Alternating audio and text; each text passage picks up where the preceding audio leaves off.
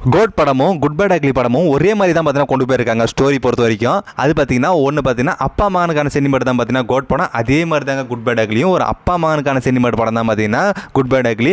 இன்னொன்று பார்த்தீங்கன்னா இது எக்ஸ் ஏஜென்ட்டாக பார்த்தீங்கன்னா நடிச்சிருப்பார் தளபதி விஜய். இந்த பக்கம் பார்த்தீங்கன்னா எக்ஸ் கேங்ஸ்டராக நடிச்சிருப்பார் பார்த்தீங்கன்னா தலை.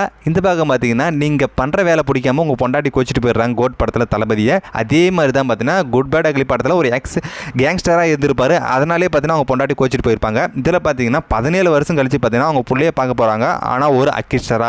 அதே மாதிரி தான் பார்த்தீங்கன்னா குட் பேட் அக்லி படத்துலையும் தலை போய் 17 வருஷம் கழிச்சு அவங்க பையனை பார்க்கும்போது பார்த்தீங்கன்னா ஒரு அக்கிஸ்டர் தான் பார்த்தீங்கன்னா பார்ப்பாரு. அதே பார்த்தீங்கன்னா மறுபடியும் உங்கள் பையனுக்காக பார்த்தீங்கன்னா சீக்ரெட் ஏஜென்ட்டாக ஆகிறாரு. அதே மாதிரி தான் பார்த்தீங்கன்னா அவங்க பையன் ஒருத்தர் மாட்டிக்கிறாரு.